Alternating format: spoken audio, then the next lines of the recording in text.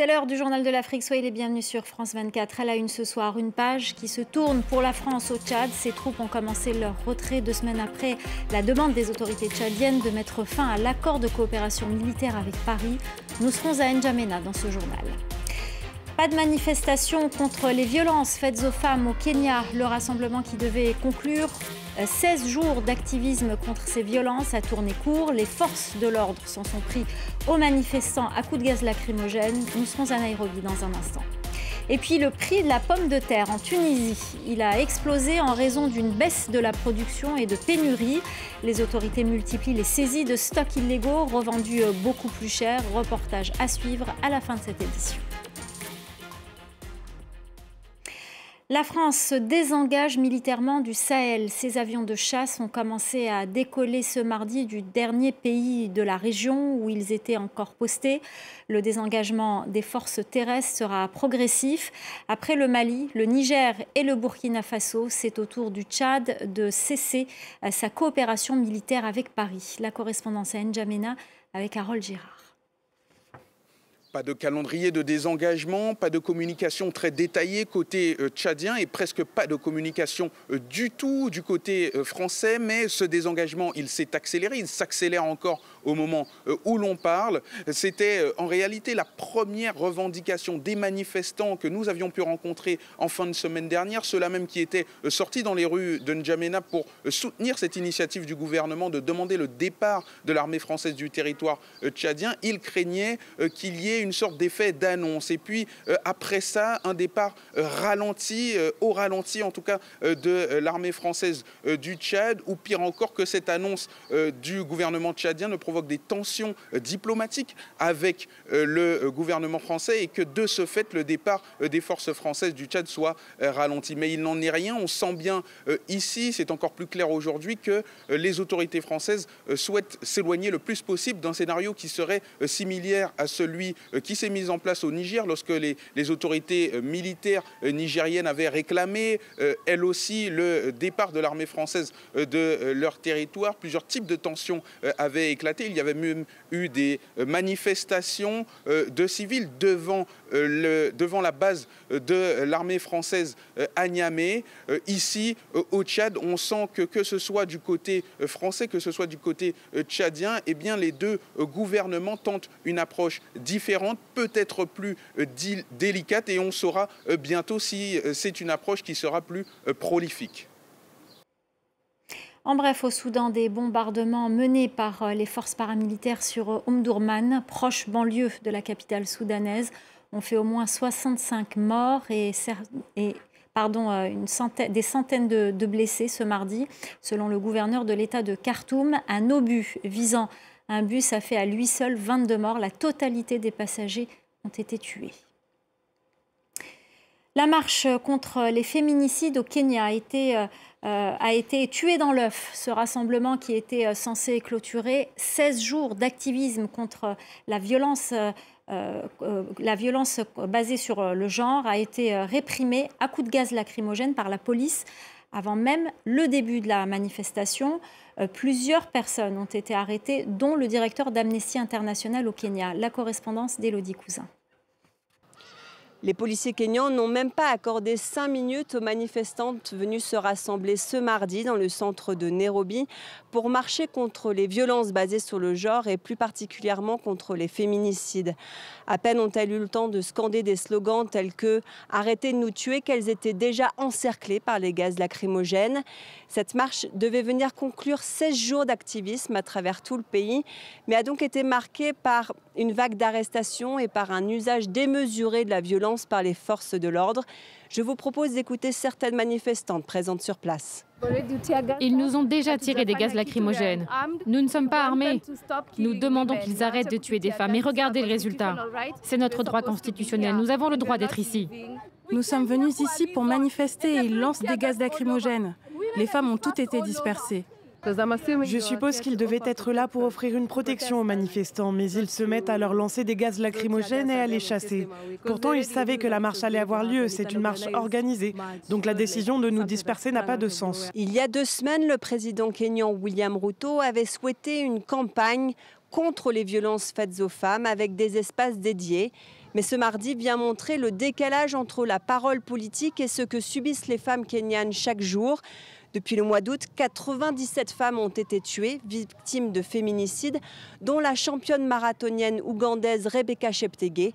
Et 30% des femmes kenyanes sont victimes de violences conjugales. Depuis plusieurs semaines, le prix de la pomme de terre a explosé en Tunisie. Elle est même parfois introuvable. Les autorités multiplient les saisies de stocks illégaux revendus beaucoup plus cher. Aliment de base pour de nombreux Tunisiens. La situation fait réagir sur place. Reportage de Lilia Blaise et Hamdi Tlili. À Ras el-Jbel, au nord de la Tunisie, la région est connue pour ses pommes de terre. Sauf que cette année, le rendement de la récolte a baissé de 30%, un coup dur pour cet agriculteur. Vous voyez cette parcelle? Avant, ce n'était que des pommes de terre. Mais ces 2 dernières années, j'ai dû regrouper ma culture sur des parcelles moins grandes et produire en plus petite quantité pour que les rendements restent de qualité. S'il a dû recourir à cette stratégie, c'est parce qu'il n'a pas plu suffisamment pour irriguer correctement les terres. Au problème du changement climatique s'ajoute la hausse des coûts de production. Vous ajoutez au manque d'eau le prix des semences de pommes de terre qui a énormément augmenté ces dernières années. Elles sont importées de l'étranger, de France ou des Pays-Bas, donc c'est un coût énorme pour l'agriculteur. Habituellement, les pommes de terre de Ras el-Jbel sont récoltées au mois de juin et stockées afin d'approvisionner le marché sur plusieurs mois. Mais cette année, beaucoup de dépôts réfrigérés ont écoulé le stock depuis la fin du mois d'août. Comme vous pouvez le voir, c'est vide ici. Il n'y a pas de pommes de terre et ça fait déjà un bout de temps. Vu que la récolte n'a pas été bonne, le manque s'est fait sentir rapidement dans les marchés. Et c'est pour cela que l'État a fait sortir assez tôt les pommes de terre des frigos de stockage. Face au manque, les prix augmentent, même si les autorités ont plafonné le prix du kilo. J'ai acheté des pommes de terre au prix fort, ça va me durer un mois. Mais pour les restaurants, c'est un vrai problème. Normalement, le prix au kilo est fixé par le gouvernement. Mais je n'en trouve pas au bon prix. Ça fait 3 semaines que je n'achète plus de pommes de terre, c'est trop cher pour moi. Dans les souks, seules les pommes de terre dites nouvelles, celles récoltées récemment dans le centre du pays, sont disponibles sur quelques étals et en faible quantité. Selon l'Union régionale de l'agriculture et de la pêche, d'autres pommes de terre devraient réapprovisionner le marché dans un délai de 20 jours. Coup de projecteur ce soir sur une communauté de pêcheurs en Gambie. Sa particularité, être d'origine ghanéenne. Ils sont nés en Gambie mais n'ont pas la citoyenneté. Ils revendiquent aujourd'hui d'être pleinement intégrés au pays. Laurent Berstecher. Niché le long de la côte gambienne, ce petit village de pêcheurs porte le nom de Ghana Town. Une référence aux migrants ghanéens qui ont fondé la ville à la fin des années 50 et dont les descendants ne possèdent ni la nationalité gambienne ni ghanéenne. On nous dit que même si nous sommes nés en Gambie, nous restons des étrangers. Plus de 60 ans après l'arrivée de leurs aïeux, partis du Ghana à la recherche d'eau poissonneuse, les habitants de Ghana Town vivent toujours de la pêche. Car sans permis ni papier d'identité, difficile de trouver un emploi déclaré. Une situation désespérante, notamment pour les jeunes, en quête d'un avenir meilleur. J'ai obtenu une bourse pour partir étudier en Inde, mais quand je suis arrivé au bureau de l'immigration, ils m'ont dit que j'étais un Ghanéen de Ghana Town et m'ont refusé le passeport. Impossibilité d'étudier, de travailler ou même de se faire soigner s'ils ne sont pas formellement apatrides, car la procédure n'existe pas en Gambie. Les habitants de Ghana Town n'en subissent pas moins les conséquences. Face au problème, la Commission gambienne pour les réfugiés a récemment mené une série d'entretiens avec les habitants, en partenariat avec les Nations Unies. Cette évaluation vise à recenser les obstacles qui les empêchent d'acquérir la nationalité et de mettre en place les réformes nécessaires. La Commission doit maintenant soumettre ses conclusions et ses recommandations au Parlement. Parmi les solutions proposées, une réforme de loi qui permettrait aux habitants de Ghana Town d'obtenir la nationalité gambienne. Direction la Libye, où les pénuries de liquidités bouleversent le quotidien des consommateurs. Face à cette crise, de plus en plus de citoyens se tournent vers la carte bancaire. Mais ce nouveau mode de paiement peine à s'imposer. Aurélie Couman vous explique pourquoi. Pour la première fois, Moussa Baba remplit un document d'obtention de carte bancaire. Il fait partie des nombreux Libyens qui se rendent dans cette banque pour faire leur demande. L'objectif ? Éviter les files d'attente pour retirer de l'argent. La carte bancaire arrange beaucoup de choses. Je peux l'utiliser dans n'importe quel centre commercial. Elle facilite la vie aux citoyens libyens qui souffrent des files d'attente dans les banques. Ces cartes sont utilisées pour contourner les plafonds de retrait et faciliter les transactions quotidiennes, en particulier en temps de crise de liquidité où chaque Libyen est limité à un retrait de 1000 dinars. Mohamed est soulagé de ne plus avoir à transporter d'espèces. Grâce à cette carte, j'évite de transporter des espèces qui peuvent se perdre, être volées ou oubliées.